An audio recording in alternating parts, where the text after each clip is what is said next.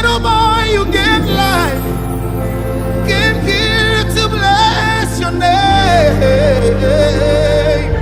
The man you held. Hi everyone, good evening, good morning, good afternoon, where you find yourself. Just take the one that's for you. So anyways, my name is Q Harry Stanley and I'm from Rema 365. And today I just want to share something very brief with you. I hope I can take as little of your time possible as I can. So my name is Q Harry Stanley and you're watching Rema 365. The topic I want to share with you today is God shows up. The Bible says when the Lord turned the captivity of Zion, we were like them that dreamed. I wouldn't say I did not really understand what that Bible verse meant to say. But in church sometimes I used to wonder before, like back in the days, I could not understand why, you see all these our aunties and mummies in churches. They roll on the ground several times and I'm like, why are they trying to get their clothes dirty or something? Is that okay? Is that normal? Obviously I didn't say it out loud, but it was like a thought in my head. I really did not understand why people would, it's okay just to come out and say, oh, I thank God for giving me a new job. Oh, God saved me. I had safe delivery. My child came out looking fit and proper. I thank God. The car did not hit me on the road while I was strolling. I forgot myself. I was actually answering the call. What kind of testimonies? I really did not. That's how I give my testimonies when I was in church. Brief and concise. So I used to get really pissed with people that would come out to church, come out and say, oh, spend like 10 minutes explaining. Although some people, I won't lie, some people actually take it overboard, And then, when I went to call my sister told me that I should not go there. And I thought to myself, God, should I go there or not? All those, let's leave those ones out. I'm talking about when God does something very big for you. God does something big in your life, to the point that that this is God. So sometimes when people come out to testify, that joy that they feel, that thanksgiving that they have to offer to God, it's so much for them to just say it out and without shedding tears. Or sometimes, I believe it's not drama, because I used to think before in my head how deep is a testimony that you start rolling on the ground 5 times, 6 times, 7 times, But I did not really understand that that's the depth of gratitude to God. That's how they feel. It's so much that they can't help themselves but to give thanks to God. I was thinking about David in the Bible as well. And when the Bible talked about how David danced, and his wife was trying to tell him that, oh, you're not dancing like a king and what and what not. He did not give us royal steps, the 1-2-1-2 steps, and the you flip the woman around and you catch her wife falling. Excuse my French. But I'm just saying, I'm just trying to bring out something, and that is when David praised and when David danced to God, the normal steps that a king would take was not enough to express his gratitude to God.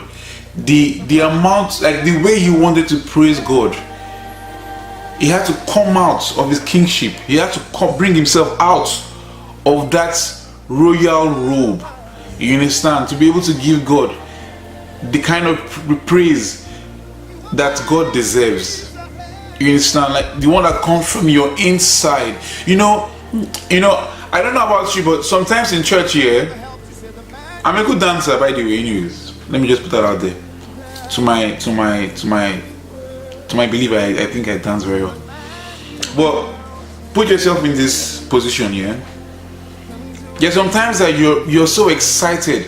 You're so excited. I remember early on this year, around January, February, March, I got a wonderful news. I received a wonderful news. I got a phone call, and the way I was excited, oh my God, I kept shouting, I kept screaming, I kept jumping. I was filled with so much joy in my spirit. I could not contain it.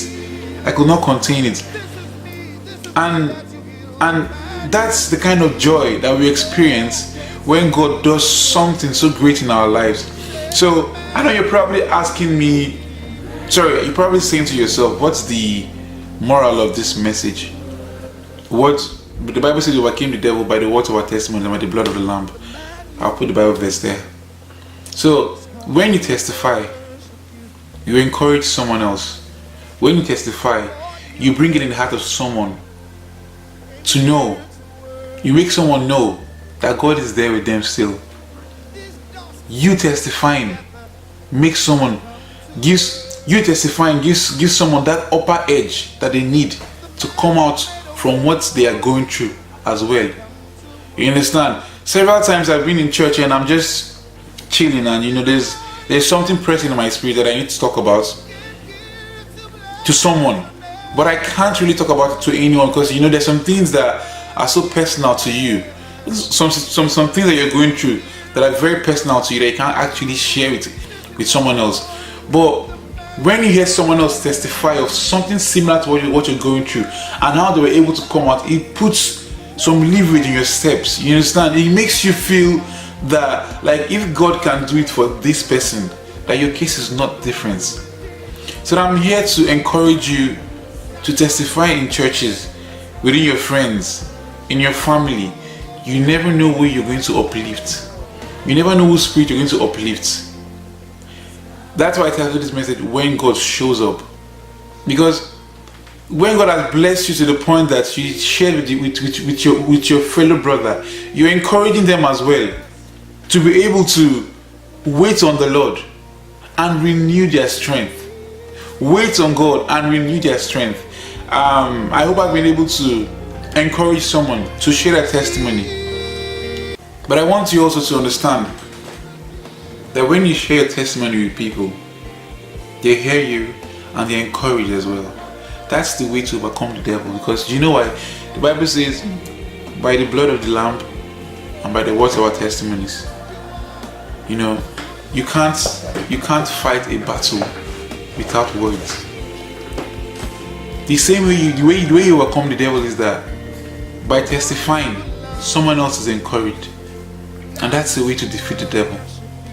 Because when someone has that word that you have given them in their spirit, it's like a seed you plant. It's sometimes when we come to church, like I used to be one of those people that when I go to church and I miss praise and worship, it's done for me. Like I really can't connect if I actually miss praise and worship. Some people as well, Sunday school is very important, very, very important. That's why they get to learn about God. But imagine this one now. When you hear someone's testimony, so big. Imagine someone not being able to give birth for 2 years. Like carrying a baby in their womb for 2 years. And by the special grace of God, listen, some things are not just normal. Imagine someone going into a coma and the doctor declaring them clinically dead. They are gone. And in the space of seconds, with prayer, they come back to life. Now tell me, if there is someone else out there that needs that kind of prayer, and you see a God so mighty that he can bring someone back to life, would you not be encouraged by that? It's just natural, but yet supernatural. It's natural to hear what man has to say, but faith is not carnal. I hope I've been able to encourage you by this short exhortation. Share your testimony with someone today, and God will bless you. Have a wonderful day. My name is Kyo. God bless you.